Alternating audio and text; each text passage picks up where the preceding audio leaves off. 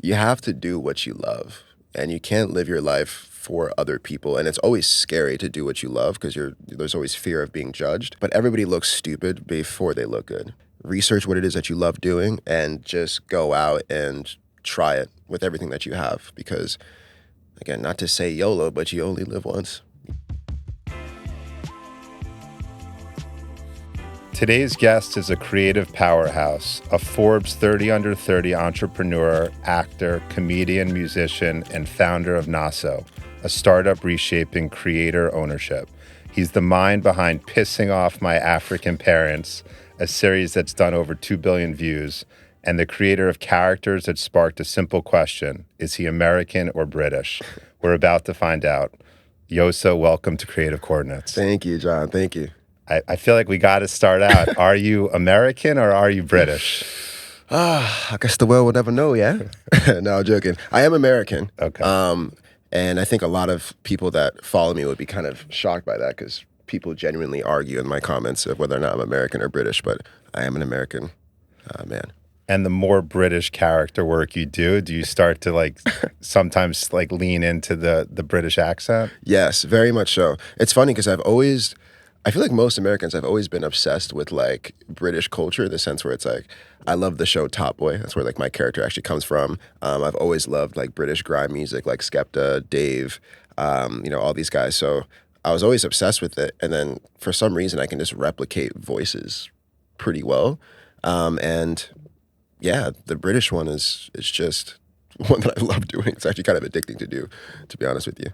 And when you kind of first came out with a bunch of content creation, that was, we were just saying before, in 2020, at the beginning of the pandemic, had you ever created content before pushing out these characters and this work? Well, it's funny because I used to make content on Vine back in the day, but it would be primarily singing videos. It wasn't really comedy videos at all, but I love to sing, so I did a bunch of that.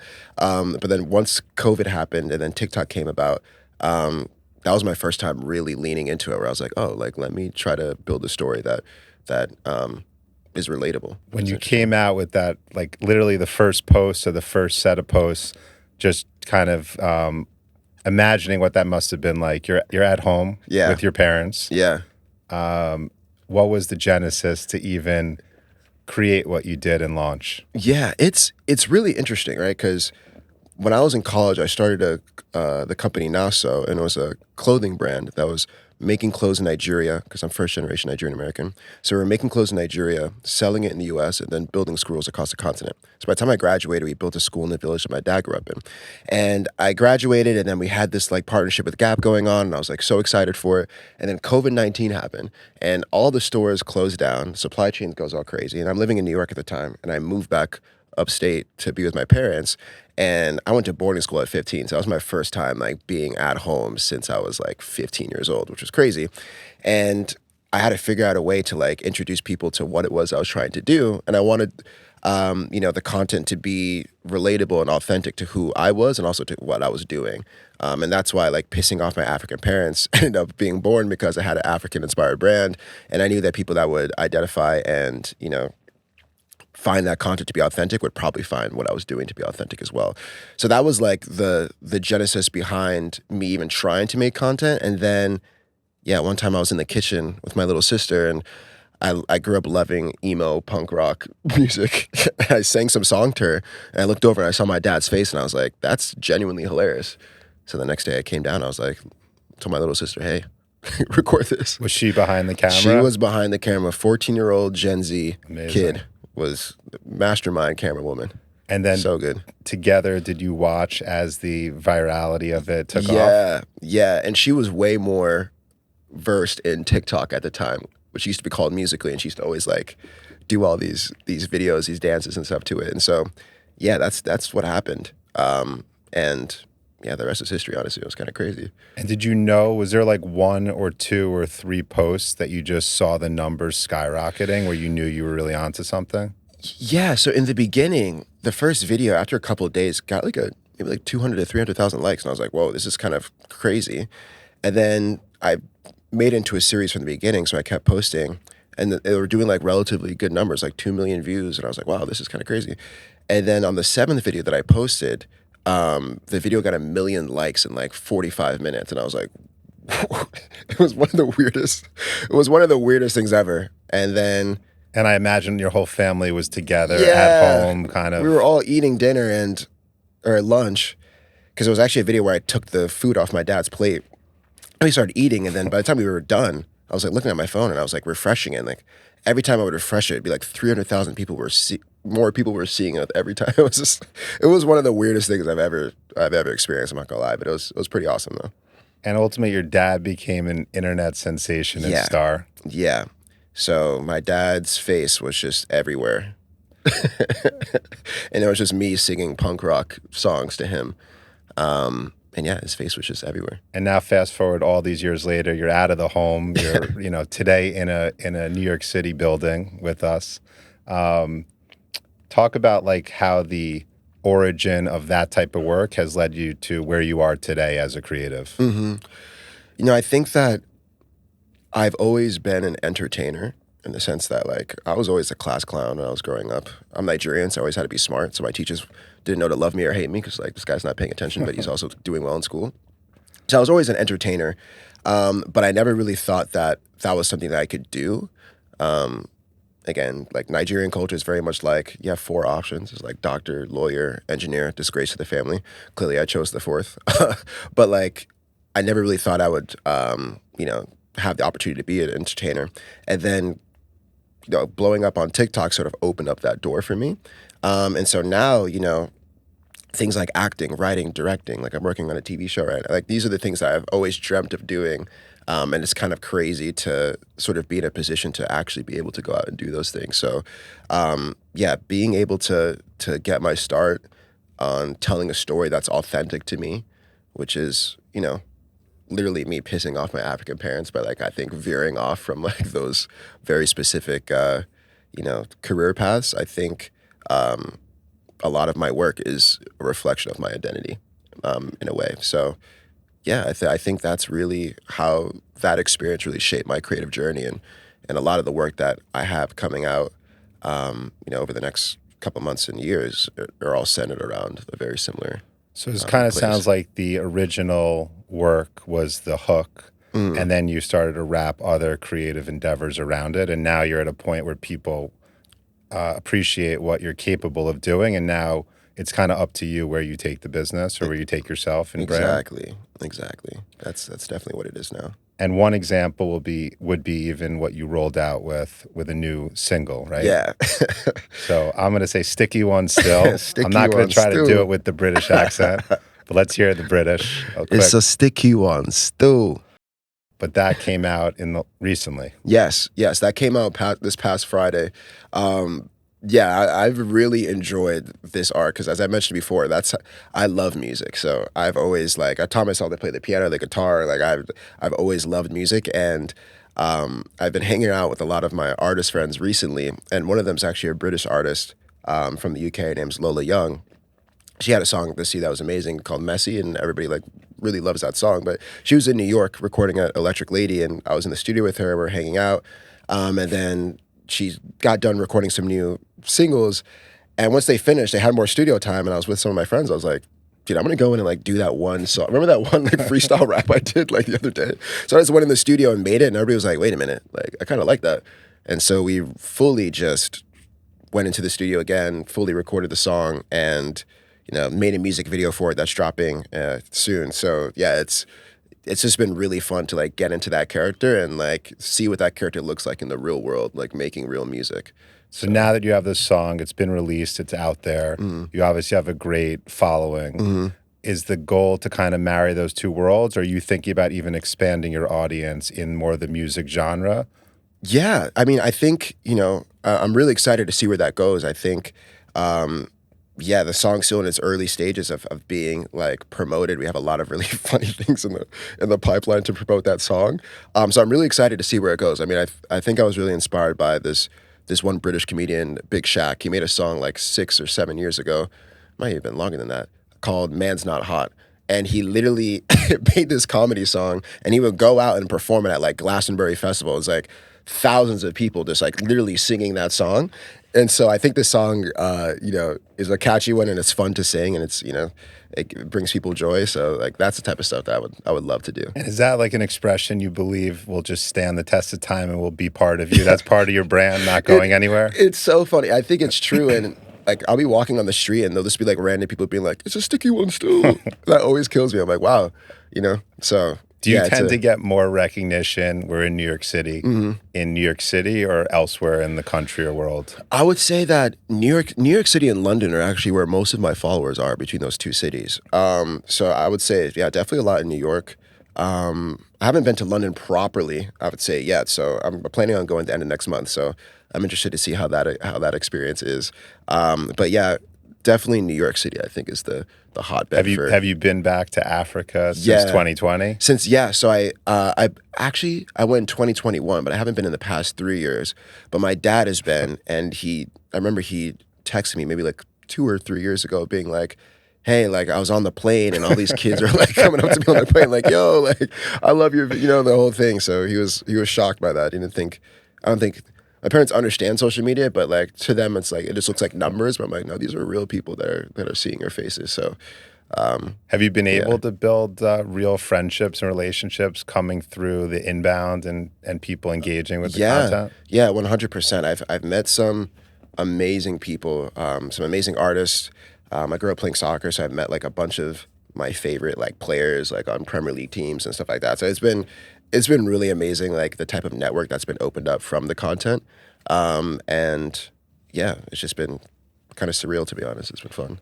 And kind of as you're monitoring all the traction you're getting with legacy stuff, new stuff, as a creative person, we were talking before about a creator versus being creative. We're going to go with being creative. It's in line with the name of the show. Views, reactions, what are the metrics that really either excite you or you feel like move the needle these days? I think that it's funny because I used to have a very interesting relationship with like likes, comments, and shares, because I think just from the get-go, my videos just blew up like very quickly without much like testing. And so I think in a way, at points, the numbers just seemed like numbers, but I think over time as that like level of virality has sort of like, because it was so much to the point where like that's not sustainable for it to be like, that much all the time. I think I really started to lead into my fans. And, I have like a private page called YOSA TV. There's about like 25,000 followers on it. And those are like my super fans where like I go on live and they're just there for 3 hours with me, just like talking about, what it is that and those relationships are the ones that I really, really value. The value are my relationships with my super fans, honestly. So I used to think, oh, well, this video needs to get, 100,000 likes or 1 million likes. But now it's really about the people that really care about like the mission that I have and the authenticity behind my brand, and the people that really love me and the content. So those are the metrics I really care about now. I'd say like the super fans and their reactions and their interactions with my content. And even with the new single, like as a consumer, I look on Spotify and I see downloads or views or whatever some count is that's listed there. Is there a metric as a musician that you're like, this would be an amazing achievement that like your team around you is guiding you on? Or yeah, I mean, I've never dropped a single before. So for me, it was just the joy of just trying it and putting it out there. So I don't really have any sort of metric that I'm like trying to get towards. I think it's a song that is very fun. And it brings people joy, the people that have heard it. And so that's why I'm like, okay, like my biggest goal is like, how many smiles can this song like put on somebody's face? Like, I love when people hear the song and they find out that I'm American. They're like, wait, what? Like, why does he sound like this? What is it? So I think spreading that joy as much as I can is really like the main metric. But in terms of like numbers and things like that, I'm not too focused on that in the meantime. It's mainly just doing it because I love it, honestly. Yeah. And the, I'm sure inbound comes in off of what you put out there. So let's just say in the music genre, somebody sees this. Any creative thoughts on where that may land? Types of groups that come to you for using the music in some type of show or something else? That would be really fun because I or do you have a vision for what would really hit? This is your chance to pitch it. This is the chance to pitch it. Hey, if you're watching this, I love the show Top Boy, although it's finished now. But there's other shows like Supercell, which is like a superhero like roadman show that they have in the UK as well. So I think that song being featured in those type of places would, I think, be really funny and actually make sense, because I think the song's actually pretty good despite it being like a comedy song. Like I think most people would hear it and not know it was a comedy song. So yeah, I think that would be amazing. A collaboration with like, the likes of like Skepta and those type of guys who are just like the kings of grime, but also have, they're also Nigerian, first gen Nigerian kids, so they also get it too. I think that would be amazing. But yeah, it's definitely not going to be the last thing that I do in the music scene. I think music has always just been tied naturally into my comedy. So that's how it started, me singing punk rock songs. So you're seeing a song made by my UK character, but you might also see a song being made by my emo character where I'm singing, a punk rock song, or my country character where I'm singing a country song. Right? So there's a bunch of opportunity to really explore that in different ways. But when it comes to the UK character, definitely, if it was in a Top Boy, if it was in a Supercell, I would scratch my head and be like, wow, that's crazy. When we first met, when I said, just casually, what do you do?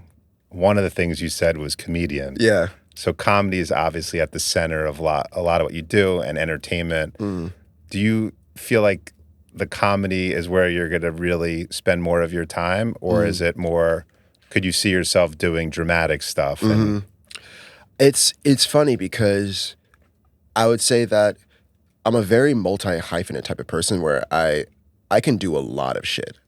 Like I can do a lot of different things, and it's one of those things where it's like comedy, I love making people laugh. That's one of my favorite things to do, but it's definitely not the only thing that I like to do. Like I mentioned, I'm working on a TV show that kind of sits in between, like, in terms of its tone, between like a Black Mirror and like an Atlanta, which is, Atlanta's kind of fun. Atlanta's funny, but at the same time, there's like some serious like dramatics that are happening in those type of shows, like a Black Mirror as well. So I think I'm really excited to sort of show people the range that I have between like comedy and things that are more serious. And even the music video that I have for this video, or for the song rather, you'll see like some acting in it where you're like, oh wow, this actually, And you're ultimately independently producing a lot of this stuff, right?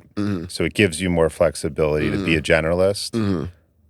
Does mainstream media or Hollywood want to fit you into a box, and going the route you're going allows you to leverage the generalist nature that you come at it with? Yeah, 100%. I think that the world is changing in general, right? Like Hollywood is changing.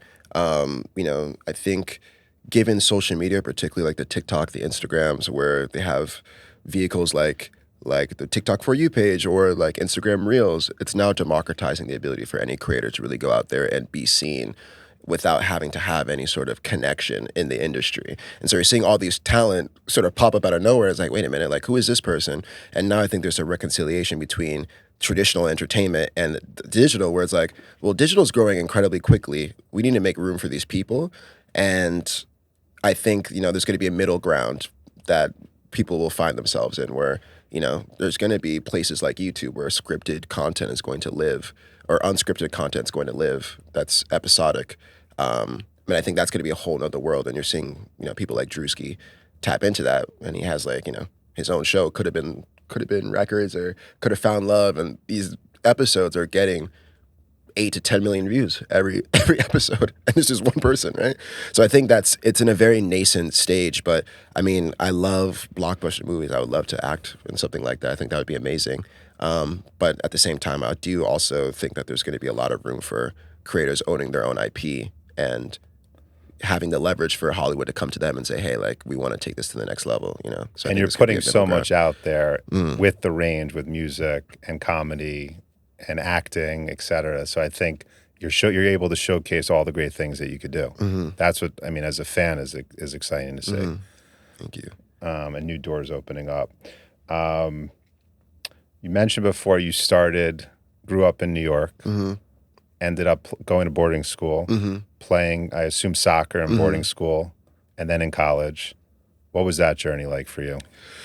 That journey was very interesting. Like I left home at 15. I've always played soccer when I was young. I was like, that was my dream, to become a professional soccer player. So I was like in and around like those national team players when I was younger. I wanted to go like play abroad, that whole thing. And so, yeah, I learned a lot about my identity when I when I went to those places, because obviously I'm African American. In those places, I was usually the only African American kid, like in the rooms there, and so I learned a lot about myself, a lot about my identity, and a lot about the world through sport. Because I think particularly soccer is a great team sport, and you learn to be selfless. You also learn how to manage egos on a team, and all those different types of things. You learn a lot, and how you work within a team. So yeah, that experience was amazing. Minnesota and Colgate. So Shattuck St. Mary's in Minnesota, and then Colgate in upstate New York. But those were both like small schools in the middle of nowhere. so it was a very interesting experience. But yeah, I wouldn't change it for the world. I think I'm able to move through the world in a certain way because I had those experiences, where I feel comfortable in any situation, even if I'm the outsider. And what year did you graduate from Colgate? 2019. Okay, so before everything. Yeah, right. Luckily, I got out right before the pandemic hit, because that pandemic screwed up some people's college experiences, to be honest. It was pretty crazy. But yeah, right before. What position did you play in soccer? I played left wing and forward. So those were my two. Scoring the goals. Scoring the leading goals. the charge. Yeah, probably should have scored more, but maybe I'd be in Europe. But now, you mentioned that Naso was something that started while you were in college. With a different purpose. Where is that business today, or where do you think that business is going? Yeah, I would say that I've always been an entertainer, and I've always been a dreamer. So I have a lot of things that I really want to accomplish in my life, and things that I really want to do. I would say I'm a philanthropist at heart, and I didn't know much about entrepreneurship growing up. I knew doctor, lawyer, engineer. Like that's literally what I knew. I went to school, studied economics and pre-med. Like I was not expecting that. And then at my school, there was an entrepreneurship program called Thought into Action. And my best friend and roommate at the time had started his own startup when he was in high school. So I was very adjacent to it. I was seeing that. And I didn't know that businesses had the power to really transform communities if that was their MO. And I read a bunch of books on it. I was like, you know what? I really want to start this business. And yeah, so it's first started off as, the core of what I want to do has always been the same, which is create an economic vehicle of empowerment that can just run forever.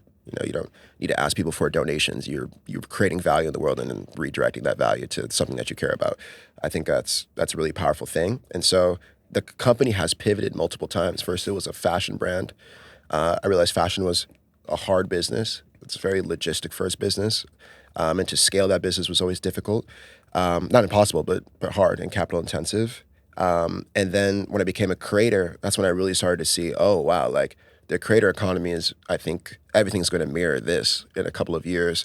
And that's in my experience of creating serialized content and episodic content online. I was like, wow, I think there's an opportunity to build some infrastructure for this. And so I pivoted the business from fashion to technology. And so for the past 2 years, I took a break from content creation. In the past 2 years, I was a startup entrepreneur. I was pitching to VCs. I was raising capital from, some amazing entrepreneurs, and we had some really cool and amazing investors. So I got really tapped into the VC world and the entrepreneurship world.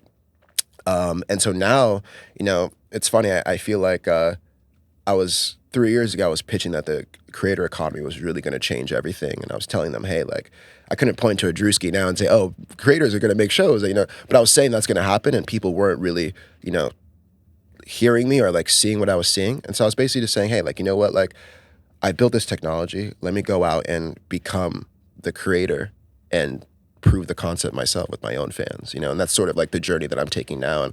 And so instead of trying to convince the consumer, or convince the customer, I've just become the customer myself. And I think that's always a great way to build anything. And that's a live business now, or it's more kind of being used behind the scenes by you? Yeah, it's sort of behind the scenes. I put it behind the scenes, and I've sort of stepped in front of the business now. But I think, we'll see at what point it becomes front-facing again. But I think when it becomes front-facing, that it'll be a lot more relevant in the world. I think, to draw an analogy, it's kind of like me saying, I think I was going out and pitching Shopify before online shopping was popular. And I have to convince you that online shopping is popular. Then I have to convince you to get your own online shop. You know what I'm saying? Yeah. Or now I'm let me just participate in helping make online shopping popular. And then Shopify will be a no-brainer at that point. So that's great. And if in like a 1-2 sentence pitch on what it is, how do you break that down? Yeah, Naso gives any creator, brand, any entity the ability to own their own fandom community, distribute content across that fandom community, and have a bunch of monetization tools that allow them to do that on their own platforms that they own. So yeah, that's in a very simplified way. That's what it does. Well said. Creatively, right? We're in 2025. We'll date it as such. Where do you see yourself creatively in 5 or 10 years? In a best case scenario, if I could just wave my wand and say like 5 to 10 years, I'm doing exactly what I want. I think if I can point to somebody who's doing it now, I'd say like a Donald Glover. I love what he does in the sense that he makes what he would like to make, whether it's music, whether it's TV, or whether it's acting. He's doing all of these things. That's really where I want to be, because I think a lot of my aspirations overlap with his in terms of the types of content that's being put out. But for me, like I write a lot as well. So I have, like, again, I mentioned a TV show that I'm looking to launch the pilot of this year. I have like a feature film that I really want to get made. Like, these are the things that I really want to do. So in 5 to 10 years, hopefully that work that means a lot to me is already in the world, and I'm able to just do that freely. And like a TV show, for us that have never spun up a TV show. Yeah. What do you actually have to do from having an idea to advancing it? Yeah, well, it's funny. I'm actually going through that process now where I have this idea, and I was basically pitching a bunch of people on the first pilot episode. This is before I wrote it at the time, and I was just telling them, what do you think about this? And I just judge and see how people react, and the reaction was always good. So I'm like, okay, let me write it. So I wrote the pilot, and then I created what they call a series Bible, which is kind of like a high-level overview of where the first season will go, without writing every single episode out. So I've created all the materials that are needed now to go out and create this. And now for me, it's just a matter of, well, who do I want to create this with? Where do I want this to live? And so those are the conversations that are being had now, as you mentioned, traditional Hollywood, or is there a middle ground, that I think is where the future exists and where I really want to be. So, and the idea is for you to be a main character in the show. Yeah. Correct? So the show is an anthology, so every episode is different, which allows us to like bring in different types of cameos and people that are within my network within the show. But yeah, I would always be, if I'm not directing the episode, I'm definitely going to be a character in the episode. But every episode is different, so it gives some flexibility to that. Oh, that's cool. So we're going to do a section or a segment called Rocket Round. Okay. It's kind of a quick hit. You could go short answer if you want to expand on something. You're totally cool. We did not choreograph or rehearse these. I didn't send them to you, just for fact. You ready? I'm ready. We'll jump in here. All right. Favorite football club in the world? Barcelona. FC Barcelona. Favorite player? Lionel Messi. Accent you love doing most?